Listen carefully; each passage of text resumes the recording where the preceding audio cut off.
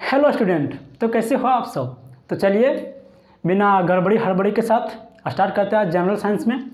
तो student, I am Shambhu Kumar और आपका अपना यूट्यूब चैनल वेलकम केमिस्ट्री में आपका स्वागत है। तो स्टूडेंट, आज हम लोग फिर से कुछ जनरल साइंस के बारे में जानेंगे। तो अच्छे से समझिए, अच्छे से बताएंगे और चैनल को सब्सक्राइब कीजिए, लाइक कीजिए और वीडियो को अंत तक देखिए। तो चलिए स्टार्ट करते हैं। तो आज का जो टॉपिक है मेरा, उसमें हम बात करेंगे कि जो सैटेलाइट और टीवी के बीच में जो काम करता है वह कैसे काम करता है।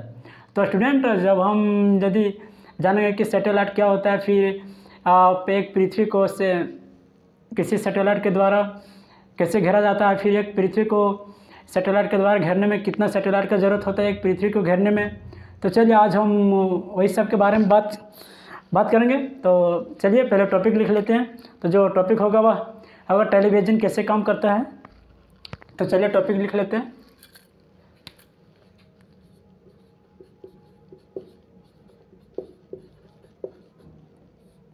टेलीविज़न कैसे काम करता है। तो इसमें आज का मेरा टॉपिक है वह है जनरल साइंस में जो टॉपिक है वह है टेलीविज़न कैसे काम करता है। तो टेलीविज़न कैसे काम करता है, तो इसमें हमको जो सबसे पहले बताना है कि एक पृथ्वी को घेरने में कितना सैटेलाइट का ज़रूरत होता है। तो स्टूडेंट, हम जान लेते हैं कि जो किसी भी एक पृथ्वी को घेरने में, जैसे मान लेते हैं ये मेरा पृथ्वी है, तो इसको घेरने के लिए कम से कम कितना सैटेलाइट का ज़रूरत होता है। तो एक पृथ्वी को घेरने के लिए 3 सैटेलाइट का ज़रूरत होता है। तो यदि हम बनाएंगे एक सैटेलाइट यहाँ पर,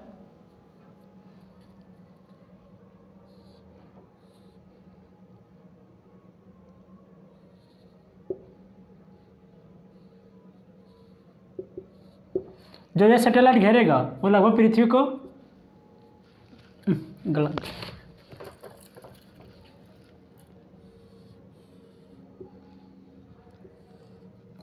लगभग पृथ्वी को 1/3 घेर लेगा। उसके बाद यदि हम दूसरा सैटेलाइट का यूज करेंगे तो कुछ इतना दूर तक कवर करेगा। और यदि हम तीसरा सैटेलाइट का यूज करेंगे तो लगभग पृथ्वी यहाँ से घेरा जाएगा। तो एक पृथ्वी को घेरने के लिए मैक्सिमम 3 सैटेलाइट का ज़रूरत होता है। तो चलिए उसके बाद हम आगे देखते हैं।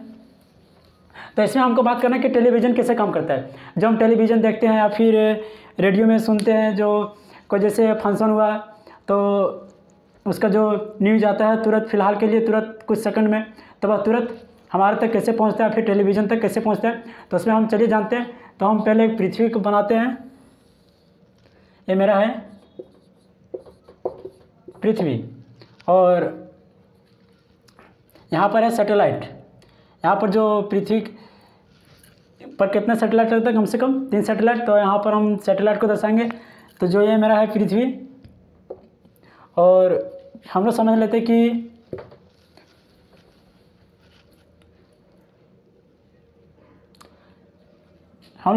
यहाँ पर अभी रह रहे हैं, यहाँ पर रह रहे हैं। और यदि कोई फंक्शन हुआ किसी स्थान पर, तो जो फंक्शन हुआ समझ लेते कि फंक्शन जहाँ पर कोई फंक्शन हुआ, फिर कोई ग्रुप का डिस्कशन होता है, फिर कुछ मीडिया द्वारा भेजा जाता है संदेश। तो यहाँ पर जो भेजा गया मीडिया, यहाँ पर मीडिया द्वारा इसको मीडिया नाम जानते हैं। और हम लोग अभी रह रहे हैं फिलहाल यहाँ पर रह रहे हैं। तो यहाँ से लगभग डिस्टेंस बहुत दूर पड़ जाता है, काफ़ी दूर पड़ जाता है न्यूज़ सुनने के लिए। तो जो डिस्टेंस, जो यहाँ पर जो मीडिया वाला रहता है, सबको मीडिया वाला रहता है, फिर कोई टेलीविज़न का जो कनेक्शन रहता है, तो जो टेलीविज़न कनेक्शन करता है, तो वहाँ से जो टेलीविज़न का कनेक्शन जहाँ से रहता है, तो वहाँ से जो दोनों जो होता है आवाज़ होता है, और जो फिगर होता है, जो टीवी में हम लोग देखते हैं, तो उसको जो दोनों बदलता है वह इलेक्ट्रोमैग्नेटिक रेडिएशन या फिर विद्युत चुम्बकीय विकिरण के साथ बदल देता है दोनों आवाज़ को, और फिगर को भी बदल देता है, आकृति को भी बदल देता है। तो उसको जो ट्रांसफ़र करता है ट्रांसफ़र करने के बाद सबसे पहले नज़दीकी मीडिया जाए, समझ लेते कि मीडिया यदि यहाँ पर है तो मीडिया सबसे पहले यहाँ पर भेजता है नज़दीकी टावर के साथ सिग्नल को।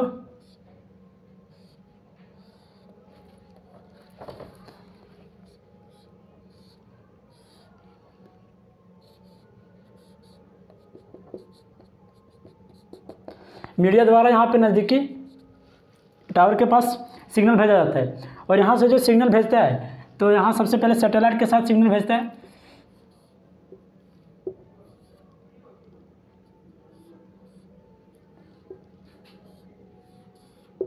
यहाँ पर सैटेलाइट लगा है पृथ्वी के ऊपर। तो उसके बाद जब मीडिया या फिर टेलीविज़न के द्वारा जो हमें सूचना प्राप्त होता है तो जो सिग्नल होता है तो सिग्नल सबसे पहले नज़दीकी टावर के साथ भेजा जाता है। अब नज़दीकी टावर जो होता है और नज़दीकी टावर सिग्नल को भेजता है सीधा सैटेलाइट के पास। नज़दीकी टावर अपना सिग्नल को सीधा सैटेलाइट के पास भेजता है और सैटेलाइट के पास भेजने के बाद यदि हम लोग यहाँ रह रहे हैं फ़िलहाल तो यहाँ पर देख लेते हैं कि जो टीवी रहता है इसको हम सेटअप बॉक्स के नाम से जानते हैं। इसे सेटअप बॉक्स के नाम से जानते हैं। और जो छत पर लगा रहता है घर की छत पर एंटीना, जिसे एंटीना के नाम से जानते हैं या फिर यदि हम हिंदी में बोलेंगे तो उसको छतरी के नाम से जानते हैं। तो यहाँ पर छतरी कुछ इस प्रकार से लगा रहता है।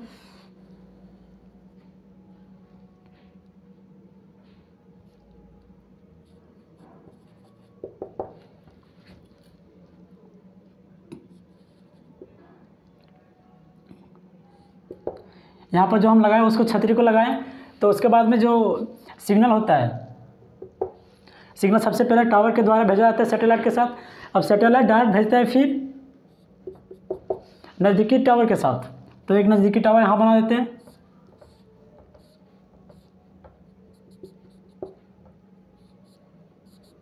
यहाँ से जो सिग्नल फिर भेजता है सैटेलाइट और नज़दीकी टावर के पास भेजता है। और नज़दीकी टावर के पास जब सिग्नल को भेजता है, दोनों जो इलेक्ट्रोमैग्नेटिक रेडिएशन और फिर विद्युत चुम्बकीय विकिरण होता है, तो जो टावर यहाँ से फिर भेजता है तो टावर उस सिग्नल को फिर यहाँ पर भेजता है इसके सैटेलाइट के जो एंटीना रहता है, छतरी इस तरह रहता है। तो छतरी के साथ वो अपने सिग्नल को भेजता है, यानी कि जो ये छतरी रहता है कोई स्टील का बना रहता है या फिर टीना जैसा रहता है, ताकि उससे फिर रिफ्लेक्ट होकर रेडिएशन बाहर आए। तो यहाँ से जो सिग्नल भेजा जाता है तो वह छतरी के साथ भेजा जाता है और छतरी के बाद जो यहाँ पर माइका जैसा लगा रहता है तो इसमें जाता है, टकराने के बाद रेडिएशन जो रहता है और इसमें जाता है, फिर इसमें टकराने के बाद सिग्नल आता है और यहाँ से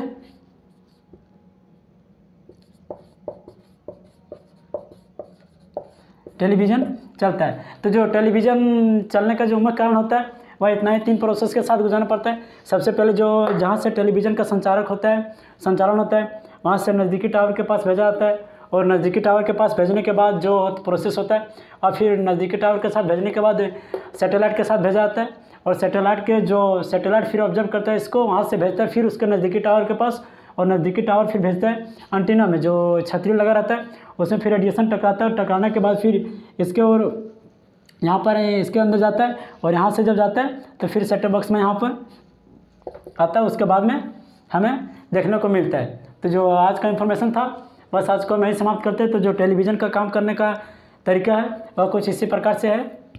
तो चलिए आज का लेक्चर को मैं ही समाप्त करते हैं। वीडियो अच्छा लगा होगा, ध्यान से देखिए, समझिए, सब्सक्राइब कीजिए, लाइक कीजिए।